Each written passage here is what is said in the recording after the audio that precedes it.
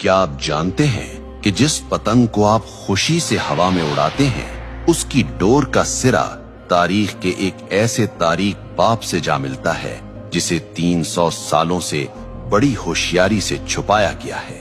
ہم اسے بسنت کہتے ہیں، ہم اسے ثقافت کہتے ہیں، لیکن تاریخ کی پرانی کتابیں کچھ اور ہی کہانی سنا رہی ہیں۔ کیا یہ واقعی بہار کا جشن ہے یا پھر ایک ایسے شخص کا ماتم جس نے تاریخ میں مذہبی نفرت کی بنیاد رکھی تھی؟ آج ہم جذبات کی نہیں، ثبوتوں کی بات کریں گے۔ آج ہم تاریخ کے اس بند دروازے کو کھولیں گے اور آپ کے سامنے وہ حقائق رکھیں گے جو شاید آپ سے ہمیشہ چھپائے گئے۔ ہماری کہانی کا آغاز آج کے لاہور سے نہیں بلکہ 1734 عیسوی یعنی 1734 AD کے سیالکوٹ سے ہوتا ہے۔ یہ مغل بادشاہ محمد شاہ رنگیلا کا دور تھا۔ سیالکوٹ کے ایک مدرسے میں مسلم اور ہندو بچے ساتھ پڑھتے تھے۔ تاریخی کتابوں کے مطابق ایک دن بچوں میں بحث چھڑ گئی۔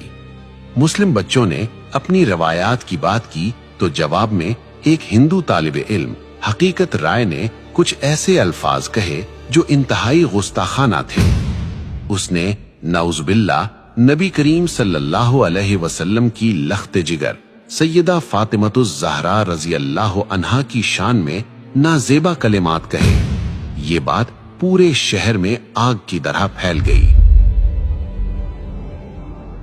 یہ واقعہ کوئی افسانہ نہیں ہے، اس کے ثبوت تاریخ کی مستند کتابوں میں موجود ہے۔ لالا سوہن لال سوری جو سکھ دور کے سرکاری مورخ تھے، انہوں نے اپنی کتاب عمدۃ التواریخ کی جلد اول میں اس واقعے کو تفصیل سے لکھا ہے۔ اسی طرح مشہور مصنف گنیش داس وڈیرا نے اپنی کتاب چار باغ پنجاب میں اس گستاخی کا ذکر کیا ہے۔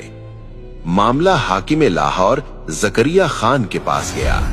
ہزاروں کا مجمع عدالت کے باہر موجود تھا۔ شہر کے قاضی نے فتویٰ دیا کہ اس جرم کی معافی صرف ایک صورت میں ہو سکتی ہے کہ حقیقت رائے اسلام قبول کر لے، لیکن اس نے انکار کر دیا۔ قانون کے مطابق اسے سزائے موت سنائی گئی اور تاریخ بتاتی ہے کہ جس دن حقیقت رائے کو سزا دی گئی وہ بسنت پنچمی کا دن تھا۔ اب یہاں یہ جاننا ضروری ہے کہ بسنت پنچمی اصل میں ہے کیا؟ ہندو تقویم کے مطابق یہ بہار کی آمد کا پہلا دن ہوتا ہے۔ بسنت کا مطلب ہے بہار اور پنچمی کا مطلب ہے 5واں دن۔ یہ دن علم اور فن کی دیوی سرسوتی کی پوجا سے منسوب ہے۔ اس دن ہر طرف زرد رنگ نظر آتا ہے۔ لوگ زرد کپڑے پہنتے ہیں اور پیلے پکوان بناتے ہیں کیونکہ زرد رنگ سرسوں کے کھلتے ہوئے پھولوں اور زندگی کی علامت سمجھا جاتا ہے۔ لیکن سن 1741 کی اس بسنت نے ایک نیا رخ اختیار کر لیا۔ جس دن پورا شہر بہار کے رنگوں میں رنگا تھا، ہندو برادری نے حقیقت رائے کی موت کی وجہ سے اس دن کو یوم سوگ منا لیا۔ کہا جاتا ہے کہ اس کی یاد میں انہوں نے آسمان کی بلندیوں کی طرف پتنگیں اڑانا شروع کی تاکہ اس کی روح کو خراج تحسین پیش کیا جا سکے اور یہ پیغام دیا جائے کہ ایک معصوم کی روح آسمانوں کی وسعتوں میں آزاد ہے۔ یہ تھا وہ بیج جو ایک مذہبی جشن کے اندر ایک خاص واقعے کی یاد اور نفرت کی زمین میں بویا گیا تھا۔ لیکن حیرت کی بات یہ ہے کہ وہ دن جو ایک موت کے دکھ میں سوگ کے طور پر شروع ہوا تھا، وہ وقت کی دھول میں دب کر ایک عظیم الشان جشن میں کیسے بدل گیا؟ وقت کا پہیہ گھوما اور پنجاب میں سکھوں کی حکومت قائم ہو گئی۔ یہ مہاراجا رنجیت سنگھ کا دور تھا۔ رنجیت سنگھ نے دیکھا کہ بسنت کا تہوار لوگوں میں مقبول ہے۔ انہوں نے اس مذہبی سوگ کو ایک شاہی میلے میں بدل دیا۔ تاریخی ریکارڈز بتاتے ہیں کہ مہاراجا ہر سال اس تہوار پر لاکھوں روپے اس زمانے کے پتنگوں اور انعام و اکرام پر لٹا دیتے تھے۔ یہیں سے مسلمانوں نے بھی انجانے میں اسے محض ایک کلچرل ایونٹ سمجھ کر منانا شروع کر دیا۔ وہ بھول گئے کہ اس کی بنیاد کہاں رکھی گئی تھی۔ پھر 1849 میں انگریز برٹش راج آ گئے۔ انہوں نے دیکھا کہ یہ میلہ مقامی لوگوں کو مصروف رکھتا ہے तो उन्होंने इसे और हवा दी। अंग्रेजों के दौर में लाहौर के अंदर बाकायदा बसंत क्लब बन गए। छतों पर होने वाली पार्टियां और होटलों में होने वाले रक्स अब लाहौर की पहचान बन चुके थे। 1947 में पाकिस्तान बना, लेकिन अफसोस हम जमीन तो ले आए मगर कुछ रस्में सरहद के उस पार से अपने साथ ले आए।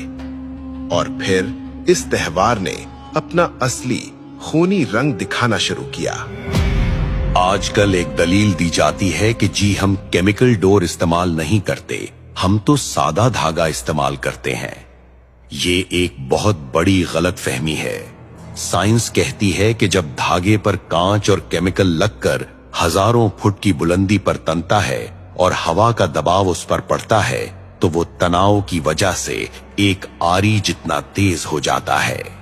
जब वो मोटरसाइकिल पर जाते हुए किसी इंसान के गले से टकराता है तो वो केमिकल हो या ना हो, वो शाहरग काट देता है। ये महज हादसा नहीं होता, ये कत्ल है। आइए जज्बाती बातों को छोड़कर आदादो शुमार स्टैटिस्टिक्स देखते हैं। पुलिस रिकॉर्ड और अस्पतालों के डेटा के मुताबिक सिर्फ 2006 से 2009 के 3 खूनी सालों में लाहौर, फैसलाबाद और गुजरांवाला में 119 अफराद इस खूनी खेल की नजर हुए। इनमें 40% से जायद वो मासूम बच्चे थे जो पतंग लूटते हुए छत से गिरे या सड़क पर गाड़ी के नीचे आ गए। भारत में सूरत हाल इससे भी बदतर है। जानवरों के हुकूक की तंजीम पीटा की रिपोर्ट के मुताबिक हर साल बसंत के मौसम में हजारों परिंदे आसमान में तनी हुई इन डोरों से कटकर मर जाते हैं। क्या किसी त्योहार की कीमत इतनी लाशें हो सकती हैं? सिर्फ इंसानी जाने नहीं, ये शौक मुल्क की मईशत को भी अरबों का नुकसान पहुंचाता है। वापडा की सरकारी रिपोर्ट्स के मुताबिक धाती डोर गिरने से ट्रांसफार्मर्स ट्रिप कर जाते हैं और तारें शॉर्ट सर्किट हो जाती हैं। माजी में एक एक रात में लाहौर जैसे शहर को कई कई घंटे अंधेरे में डूबा रहना पड़ा। करोड़ों रुपए की बिजली जाया होती है और ये बोझ आखिरकार आवाम की जेब पर ही पड़ता है। क्या हम चंद घंटों की तफरीह के लिए अपनी ही अमलाक को आग लगा रहे हैं? फिर बात सिर्फ पतंग की नहीं रहती। बसंत की रात, हवाई फायरिंग और बेहयाई का जो बाजार गर्म होता है, क्या वो हमारी सकाफत है? एक तरफ दुनिया भर के मुसलमान गजा और फलस्तीन के बच्चों के लिए रो रहे हैं और दूसरी तरफ हम अपनी ही गलियों में अपनी ही खुशी के लिए अपने ही लोगों का खून बहा रहे हैं। क्या ये बेहिसी की इंतहा नहीं है? सवाल ये है कि अगर बसंत नहीं तो फिर क्या? हमारे पास ईदैन की खुशियां हैं, हमारे पास खेलों के मैदान हैं, PSL है, क्रिकेट है, सियाहत है। हम वो कौम हैं जिसने दुनिया को तहजीब सिखाई। हमें अपनी खुशी मनाने के लिए किसी ऐसे त्योहार की जरूरत नहीं जिसकी बुनियाद में नफरत हो और जिसके अंजाम में मौत हो। आज फैसला आपके हाथ में है। जब आप बाजार से डोर खरीदें तो एक बार सोच लीजिएगा, कहीं आपके पैसे किसी मां की गोद उजाड़ने के काम तो नहीं आ रहे। ये पतंग की डोर नहीं कट रही, ये हमारी अक़दार कट रही हैं। तारीख गवाह है कि जो कौमें अपनी बुनियाद भूल जाती हैं, वक्त उन्हें मिटा देता है।